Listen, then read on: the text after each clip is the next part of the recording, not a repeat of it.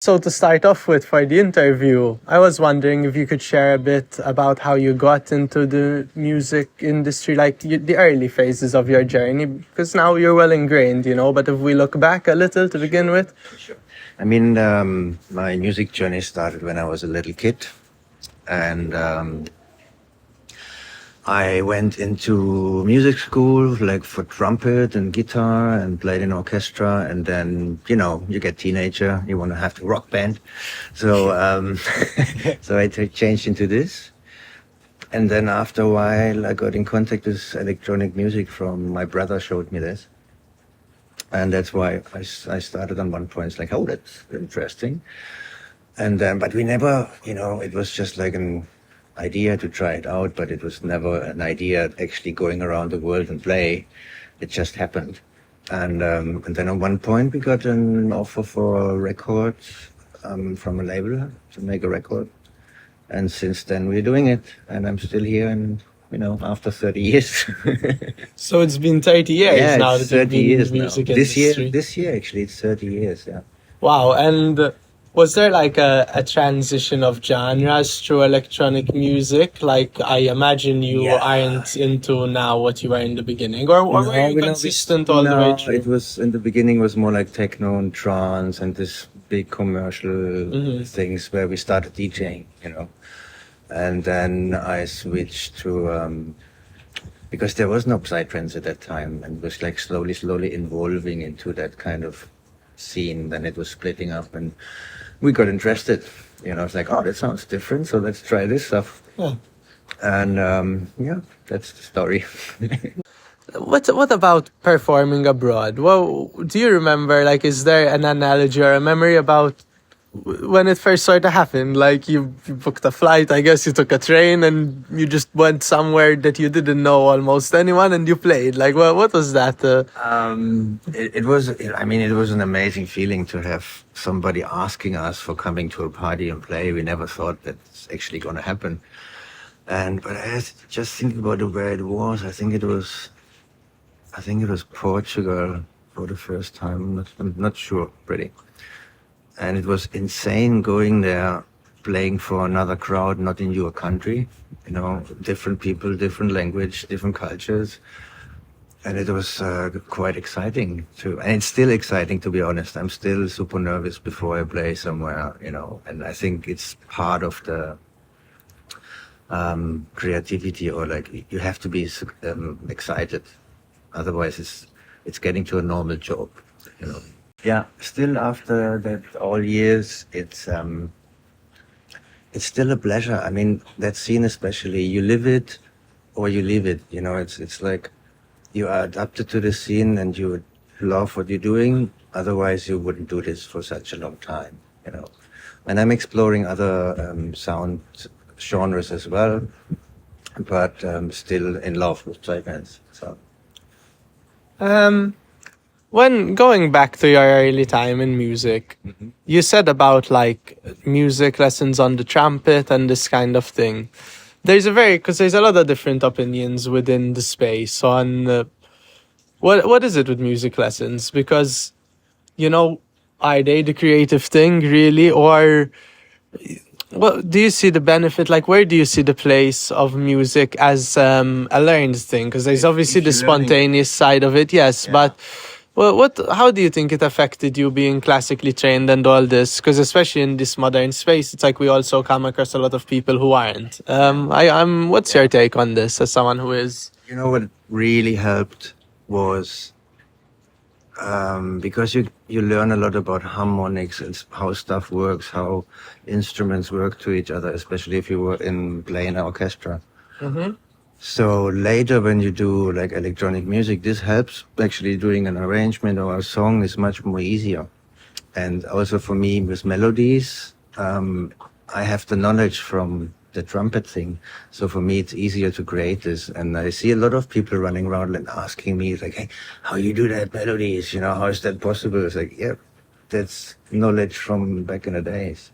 And I think it's really helpful if you have some kind of school lessons.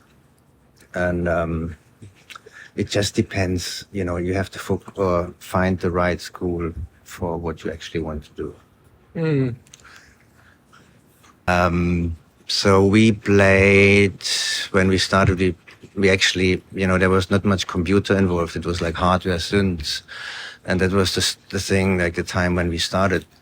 And So you're saying hardware synths. Yeah. When you were first playing, you were not DJing like spinning discs. You were This playing, was You were before. playing it Be- live bef- on the synths. Yeah, but before we when we get in contact with the electronic music, then we was DJing for quite a while before we started that producing. But the first experience with producing was actually only hardware. We had like hardware samplers and Oh no, and no synths. DAW, no no, digital there was audio. no DAW. I mean, there was one which was called something with Cubasis, I think, and it was like 8 MIDI tracks, but you had no audio. You couldn't record stuff, and you could send like notes into the synths and then record it into your hard drive. Very, like bare bones. Yeah. Sort of.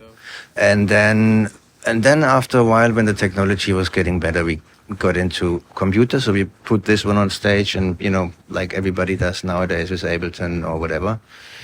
And nowadays, I'm getting bored again, so I'm switching back to hardware.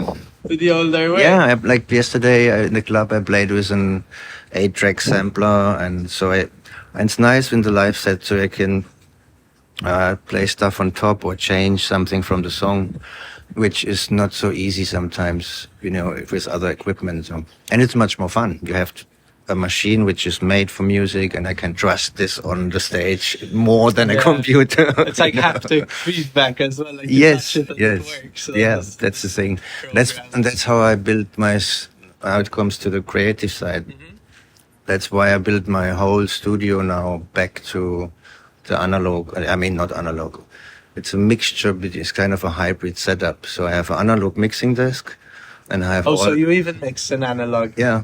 So it's like as in you have a lot of physical plugins and Oh, you are yeah. running it through these. Yeah. I've And I always have, like, admired all that. the- One day I want to be on this level.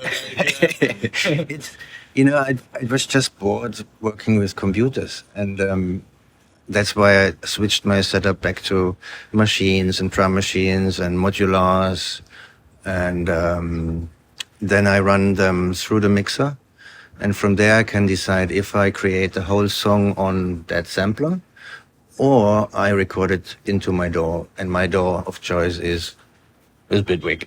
So that's my. Are you sponsored by Bitwig? No, no, Okay. no. Because of the Bitwig hoodie, I was just curious. Like, No, you I just know. like it a lot. I know them. Alright, I know alright. them.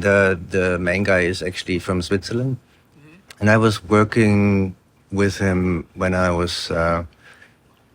He was in the company Ableton for a while, and then he stepped out and he asked me like, "Hey, do you want to test the new thing? What be coming up?" And so I started from the first version actually with Bitwig, and it was a mind changer for me because it's all about workflow, isn't it? So for me, Bitwig just is the best workflow. Oh, man, I'll look into it. I've never actually. I didn't know about it. You should check out.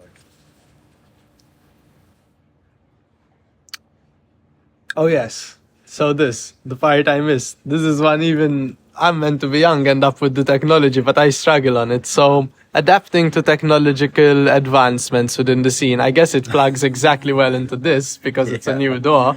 Yeah. What do you do? First of all, do you try to keep up to date with the advancements? I tried for a long time, but I gave up. I mean, there's so much options now, and that's why I'm more.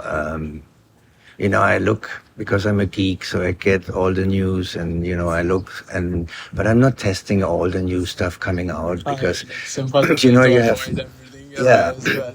and I have my and I have my workflow, which while changing it when I found it, so You found what works Yeah. for you. And that's why I don't use so much plugins anymore. That's why I switched everything back to the hardware. And I use mostly like plugins for mixing.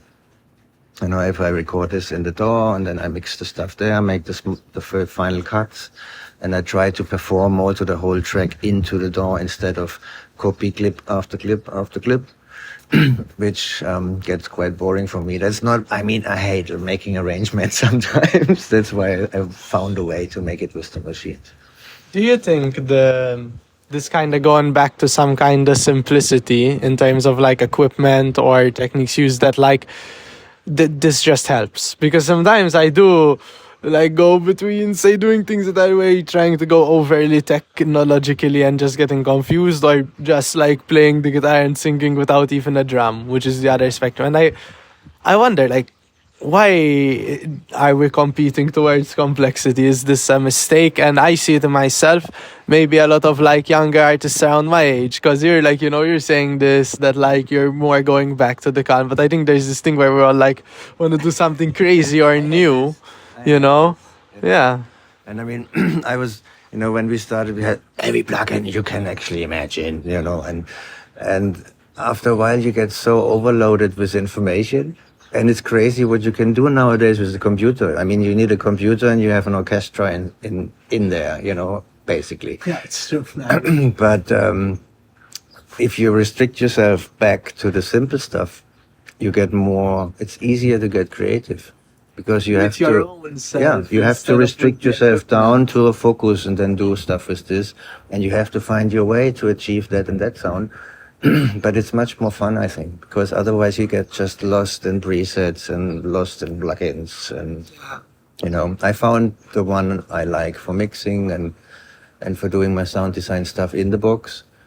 But it comes down maybe to, I would say, 20 plugins finish. And that's it. I mean, as far as the questions we had prepared were about ready. Like, this was great interviewing you. If I mean, I don't know if you're in a rush, but I would add one or two myself just in case once I have you here, as you tell me. Sure. Also, if you guys interested, Yes. I do online lessons as well in music production, or if you have any troubles in the studio and you need support. That's what I do beside the music. So you sort of consult for studios, you Yeah. do some troubleshooting and this kind of thing? Or And I really want to come down here again and try to do kind of a retreat where we have like 2-3 days in music production where we can, you know. sort of a retreat which would be open to the public, kind of. Or like open public, To or students, just like to students. No, Yeah. I mean students. Yeah. Yeah, that would be interesting. This would be nice, so we can actually share knowledge and, you know, and then have time actually sitting down and show you stuff. Exactly. And, you know, How was music in your journey, you know? And we'll leave it after that, know- so I don't hold you. can I ask you a question? So Uh-huh. what's music? It's frequencies, no? Yeah. So it depends which kind of music you listen to and you're a person change into that. You know, I was a metalhead before. And fuck the system, everything is bad. And it's kind of the part of that music, it's kind of, you know, it reflects you in a person, it comes back. And what happened for me with the electronic one, I was getting much more open, you know, and like open for other stuff. I listen stuff now which I didn't even listen like 10 years ago, you know, which because now it's interesting. I want to hear everything and different genres, and before you got stuck in one style. But I think it's part of life. It's just like phases of life where you have to go through, and I don't want to miss the metal thing. It was perfect. I still, you know, listen to Tool, and so I love it. Thank you so much for coming. Thank you. This was wonderful. All relevant information, of course, will be below. Is there anything else you might like that you're doing that you might just want to say, just in case? Do whatever you want and stay with it. Everything you love, go for it. Nice. Thank you. Thank you.